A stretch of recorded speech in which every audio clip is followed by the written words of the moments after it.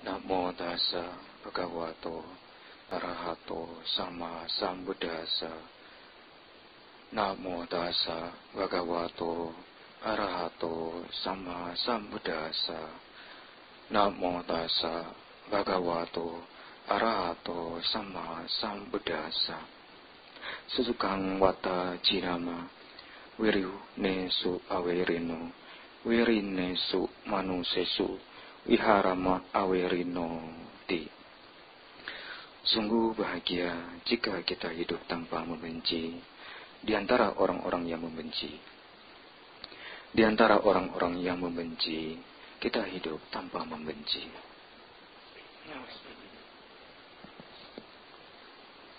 Yang saya hormati, ya para pemimpin puja, yang saya hormati, ya Bapak Ibu sekalian yang ada di sini.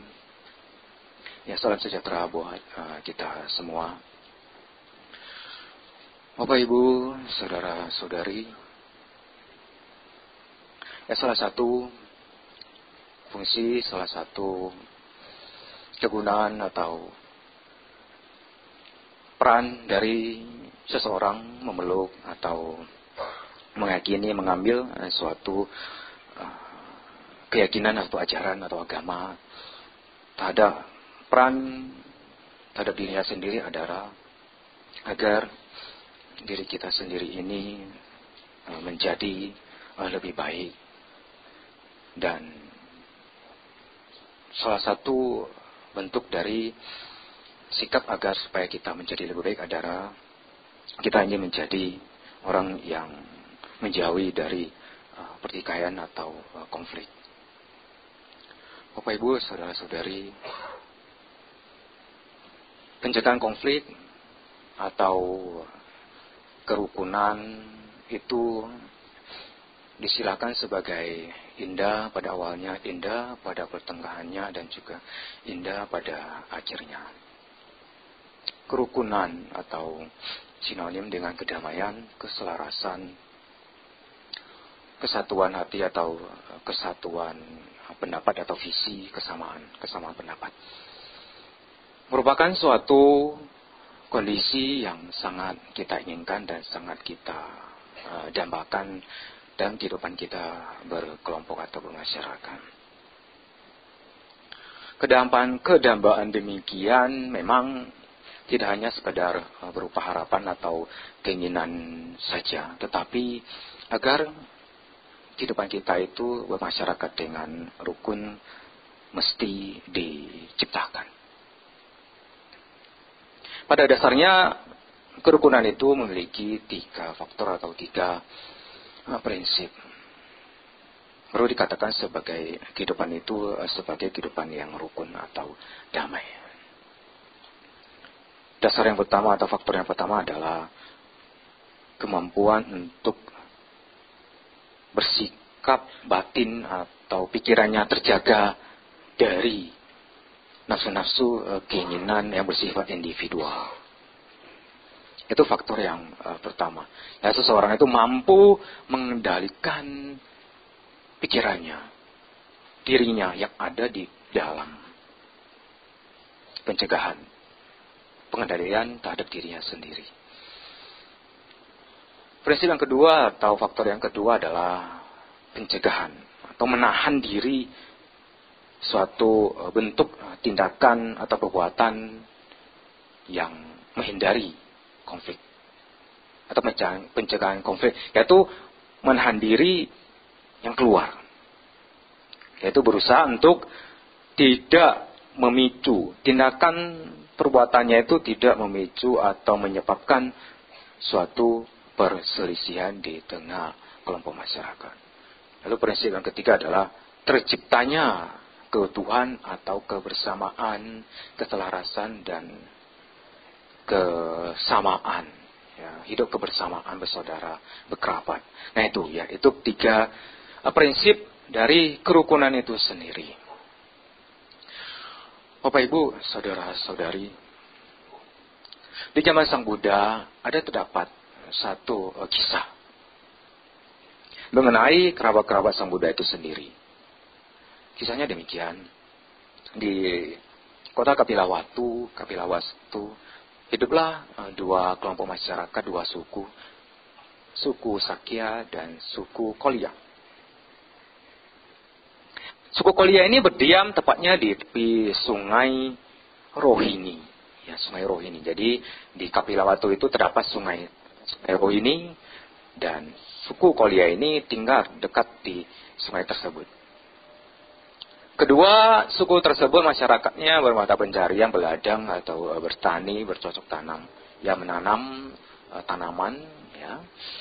Dan tiba satu tahun terdapat kemarau yang berkepanjangan yang menyebabkan hujan tidak turun dan airnya menjadi sedikit di sungai tersebut. Karena mata pencarian mereka adalah ladang atau bertani, tentu membutuhkan air yang untuk mengairi sawah mereka. Dan karena tahun itu adalah tahun kemarau, terjadi kerisauan atau kekhawatiran di antara dua suku tersebut. Suku Kolya berpikir bahwasanya air yang ada di sungai tersebut itu tidak mampu atau tidak mencukupi untuk mengairi keseluruhan dari lahan ladang sawah mereka. Butuh kemampuan untuk menambah air tersebut. Dalam pikiran masyarakat suku Kolya.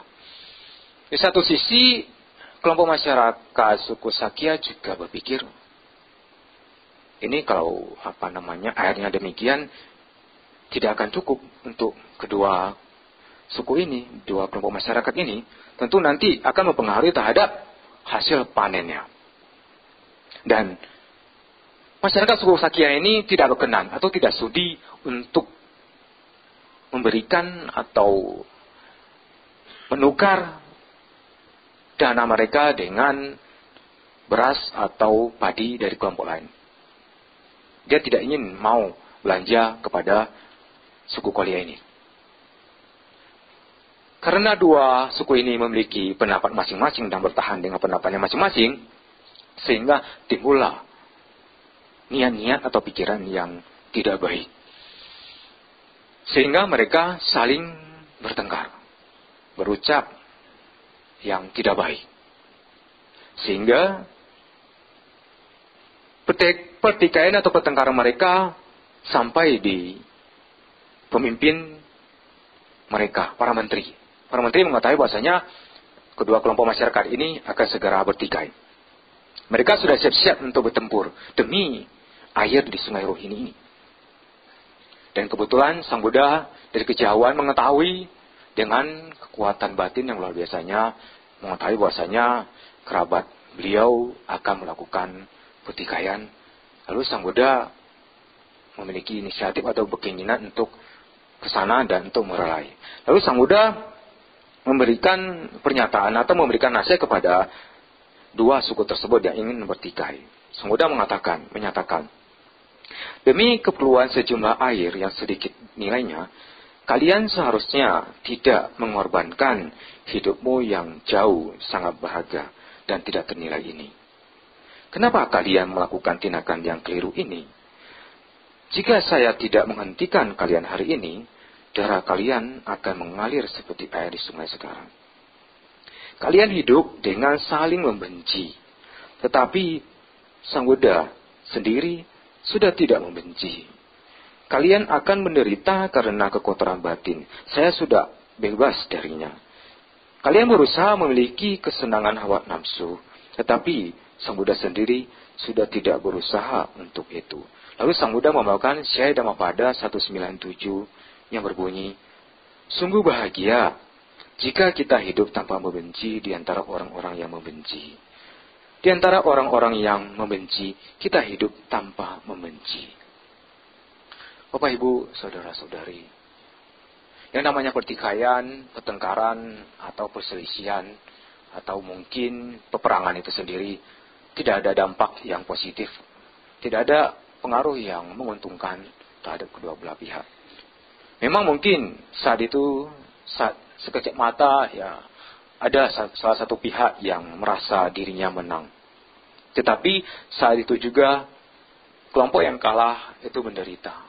Dengan adanya yang pihak yang menang dan pihak yang kalah, mengkondisikan seseorang untuk timbul yang namanya kebencian atau kedendaman, yang nanti akan berakibat yang lebih buruk lagi. Sang Buddha juga memberikan pernyataan bahwasanya orang yang bertengkar itu sesungguhnya akan membuat hidup mereka itu binasa. Hal demikian harus kita ketahui bersama, agar jikalau satu kelompok masyarakat ada perselisihan, hendaknya jangan sampai bertikai, bertengkar, berselisih paham, atau yang paling mengkhawatirkan adalah terjadinya pertumpahan darah. Tentu itu tidak baik adanya. Bapak Ibu, saudara-saudari, ada beberapa hal yang bisa kita laksanakan. Beberapa yang Buddha berikan nasihat kepada kita semua agar kerukunan itu bisa tercipta atau terlaksana dengan baik. Karena kerukunan itu adalah diciptakan, dikondisikan, dan bukan diharapkan dari orang lain, tetapi adalah diri kita sendiri yang harus memulai mengkondisikan suatu bentuk kondisi lingkungan yang rukun, yang damai, yang tentram. Tentu tidak ada orang yang mengharapkan kehidupan yang penuh dengan pertengkaran atau pertikaian. Dan harus tahu bagaimana caranya. Yang pertama adalah Bapak Ibu bisa melakukan tindakan berderma. Ya. 4 cara ini dikatakan sebagai sengawatu. Ya. Yang pertama adalah berderma, bermurah hati, membantu atau menolong orang lain. Sikap demikian akan membantu penderitaan, mengurangi kesulitan hidup orang lain. Orang yang bersikap demikian tentu akan terkondisikan suatu kehidupan yang baik. Orang lain yang terbantukan akan merasa senang dan bahagia atas tindakan yang kita lakukan. Ya, jika sebaliknya ya tentu seseorang atau satu kelompok masyarakat membutuhkan bantuan, tetapi kita mengetahui lalu kita biarkan, ya itu tentu tidak baik. Ya, tetapi yang terbaik adalah kita berusaha membantu atau berderma, memberikan sesuatu kepada orang lain, apapun itu bentuk bantuan yang kita berikan, itu bisa mengkondisikan lingkungan yang lebih baik, yang kondusif, yang nyaman, yang tentram. Ya pada dasarnya, ya prinsipnya kehidupan kita ini adalah saling bahu-membahu, saling tolong-menolong, hidup dalam kebersamaan antara satu dengan yang lain. Ini yang sikap pertama yang bisa Bapak Ibu laksanakan agar terciptanya suatu hubungan yang kondisi yang damai. Lalu yang kedua adalah ucapan yang sopan, ucapan yang menyenangkan. Sikap saling hormat menghormati terhadap keberadaan manusia itu sendiri, terhadap keberadaan orang lain. Kita menghormat keberadaan orang di sekitar kita. Dengan cara apa? Dengan cara berbicara, berucap kepada orang lain dengan baik, dengan sopan, dengan tepat. Bukan dengan berbicara yang sembarangan atau membuat orang lain itu menjadi terpicu emosinya. Ucapan yang menyenangkan, ucapan yang memberikan penghormatan, memberikan pujian yang pantas didapat, itu juga mampu untuk terciptanya suatu hubungan yang damai, yang tentram. Lalu sikap yang ketiga, tindakan yang bisa setiap orang itu lakukan adalah tindakan-tindakan yang bermanfaat, tindakan-tindakan yang berguna. Mencegah atau tidak melakukan suatu perbuatan yang dapat memicu atau tidak ada gunanya. Atau istilahnya itu melayani. Ya melayani. Ya tentu yang namanya melayani ya ingin mengharapkan orang lain itu berbahagia atau terbantukan. Tindakan kita itu ada gunanya, ada manfaatnya, ada faedahnya. Ya, itulah yang bisa kita lakukan, yaitu tindakan-tindakan yang berguna. Ya apa saja yang bisa dilakukan, dilayani dalam hal-hal yang kecil, hal yang sederhana, ya bisa Bapak Ibu lakukan. Ya karena orang yang dilayani itu ya akan senang juga, merasa diperhatikan, ya merasa terbantukan, merasa dirinya dihormati, dihargai, kehadirannya ada. Dan kehadiran diri kita sendiri itu juga berfungsi, ada gunanya untuk lingkungan kita. Lalu tindakan yang berikutnya adalah tahu menempatkan diri kita dimanapun kita berada. Dan kita menjaga sikap kita, tidak tinggi hati dan juga tidak rendah diri. Tahu di mana kita berada, di sekolah, di tempat kuliah, di kantor, di tempat ibadah, ya kita tahu posisi kita sekarang sedang berada di mana. Kepada siapa kita berbicara, kepada siapa kita sedang melakukan suatu perbuatan. Nah itu, kita mampu mengetahui keberadaan diri kita, tahu diri. Ya tidak sombong, ya itu juga kebenaran kita itu bisa diketahui dan diterima di tengah masyarakat. Andai kata, jika seseorang itu tidak tahu diri, tidak mampu untuk menempatkan dirinya, tidak mampu untuk menyesuaikan dirinya, ya nanti dia akan kesulitan sendiri dan tidak bisa diterima oleh masyarakat dimanapun dia berada. Jadi inilah 4 hal setengah waktu yang bisa Bapak Ibu miliki, Bapak Ibu laksanakan, Bapak Ibu praktikan, laksanakan dimanapun Bapak Ibu berada, di keluarga, di tetangga, di masyarakat, berbangsa dan bernegara. 4 hal ini bisa berlaku dan patut untuk dilaksanakan, ya sehingga hubungan yang selaras, yang tentram, yang damai, yang Bapak Ibu kita semua harapkan itu bisa tercipta. Bapak Ibu, saudara-saudari, itu 4 hal yang membantu ya kerukunan bermasyarakat. Lalu terdapat juga sebab atau akar-akar terjadinya konflik, akar-akar perselisihan. Ya tentu pertikaian itu ada sebabnya, ada pemicunya. Kenapa satu pertikaian itu bisa terjadi? Kenapa bisa demikian? Kenapa kita tidak semua itu hidupnya itu damai? Ya pada kenyataannya tidak bisa demikian. Ada saja sebab-sebab yang membuat satu masyarakat, satu kelompok masyarakat itu tidak damai hidupnya. Sebab yang utama pertama adalah ketamakan. Ketamakan atau keserakahan.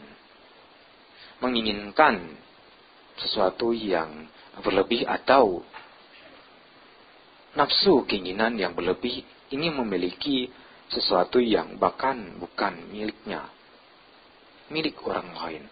Serakah, nafsu keinginan yang berlebih. Ini akar sebab utama yang pertama. Iri hati, kikir, pikiran yang jahat atau licik. Ini merupakan akar sebab yang pertama. Bermuara dari keserakahan, nafsu, keinginan, ego, individual yang berlebih menjadi pemicu satu kelompok masyarakat itu menjadi bertengkar atau bertikai. Ya, ini mesti kita sadari Bapak Ibu sekalian, agar diri kita ini tidak menjadi pemicu dari perselisihan atau pertengkaran. Jangan diri kita ini menjadi seseorang yang penuh dengan ketamakan atau kerakusan yang hanya menuruti nafsu keinginannya belaka. Tidak berpikir bahwasanya keinginan demikian itu bisa menjadi sebab derita buat dirinya sendiri dan juga lingkungan. Ini sebab utama yang pertama. Lalu yang kedua adalah ketidaksenangan yang mendalam atau kebencian. Bahasa umumnya marah, tidak senang, dan juga merendahkan orang lain dan merasa dirinya superior, lebih hebat dari orang lain. itu juga menjadi salah satu pemicu agar sebab terjadinya pertikaian atau perselisihan. Tidak senang melihat orang lain bahagia, tidak senang melihat orang lain itu berhasil. Penuh dengan pikiran-pikiran yang buruk, pikiran-pikiran yang jahat. Inginnya membuat orang lain itu menderita, orang lain itu sedih, orang lain itu terpuruk. Itu membinasakan, menjatuhkan hidup orang lain. Apalagi dalam hal ini konteksnya adalah persaingan dalam hal apapun. Memicu, jika seseorang itu tidak mampu untuk mengendalikan dirinya, hal-hal demikian akan terlaksana. Menyingkirkan, membinasakan, menghancurkan hidup orang lain demi memuaskan egonya, kepentingan individualnya tercapai. Tentu tindakan demikian tidak dibenarkan di dalam Dhamma. Ya, seseorang hidup, bekerja, mencari nafkah, memang tidak bisa terhindarkan dari yang namanya kompetisi atau bersaing. Hal demikian memang tidak bisa tercegah atau terhindarkan. Akan tetapi tentu yang namanya orang punya etika atau prinsip dalam hidup, dalam bekerja, walaupun harus bersaing atau kompetitor, tentu tidak lepas dari nilai-nilai yang benar. Persaingan atau kompetitor itu bukan untuk saling menjatuhkan sebenarnya. Persaingan hidup sebagai pemicu, mendorong seseorang untuk menampilkan, mengeluarkan potensi yang ada dalam dirinya yang terbaik. Menonjolkan atau menunjukkan kemampuan dirinya. Dengan demikian tentu tidak ada pihak lain yang terugikan atau hidupnya dirugikan. Itu sebab utama yang kedua. Lalu yang ketiga adalah ketidaktahuan. Atau dalam hal ini tepatnya adalah keakuannya. Keakuannya. Egoisnya yang begitu besarnya. Berpegang teguh terhadap pandangannya. Pandangan yang salah yang begitu melekatnya. Terlalu melekat dengan pandangan yang salah. Dan punya keinginan yang tidak baik juga. Ini didasari oleh apa? Karena ketidaktahuannya. Dia tidak tahu bahwasanya dia dikuasai oleh keakuannya. Dia kuasai oleh egoisnya. Begitu besarnya. Begitu kuatnya ego yang ada dalam dirinya. Jadi ini hati-hati perlu kita sadari bersama. Ya memang sebagian orang itu ya masih punya yang namanya keakuannya. Ya itulah tugas kita. Itulah kita belajar Dhamma. Memiliki keyakinan beragama itu ya. Dhamma itu ya untuk berusaha untuk mengikis kerakusannya, ketamakannya, kebenciannya dan juga keakuannya agar direda, ya dikurangi, bukan ditambah. Jadi ini mesti hati-hati ya Bapak Ibu sekalian, karena ini sangat berbahaya sekali. Ya, jika seorang itu terlalu melekat kuat atau dipengaruhi oleh keakuannya, ya segala hal yang dipikirkannya, setiap hal yang diucapkannya itu harus dituruti. Ya, sehingga orang tersebut punya sikap anti toleran. Tidak ada yang namanya toleransi atau menghargai atau mendengar pendapat, masukan, ide atau perbuatan-perbuatan orang lain. Ya, mengapa? Ya karena keakuannya besar sekali. Semuanya harus nurut terhadap ucapannya, tindakannya. Ya inilah Bapak Ibu, saudara-saudari, agar sebab-sebab terjadinya suatu konflik. Ya, Bapak Ibu, saudara-saudari, kerukunan mesti kita junjung tinggi, harus selalu kita pikirkan, harus kita ciptakan. Ya, agar kondisi demikian itu ada hadir di dalam diri kita, di dalam kehidupan kita. Karena pertikaian itu sangat berbahaya. Bukan saja dirinya sendiri yang rugi, akan tetapi orang lain juga akan menderita karena sikap diri kita sendiri ini yang tidak mampu untuk mengendalikan pikirannya dan juga tindakannya. Bapak Ibu, saudara-saudari, demikian yang saya sampaikan ya pada pagi hari ini. Ya semoga apa yang kita lakukan di dalam kehidupan sehari-hari ini menjadi pengkondisi kehidupan yang rukun, bukan sebaliknya perbuatan-perbuatan kita cegah jangan sampai memicu terjadinya suatu pertikaian. Ya, terima kasih atas perhatiannya. Sahabat serta bantu sekitata. Semoga semua makhluk hidup berbahagia. Sadu, sadu, sadu.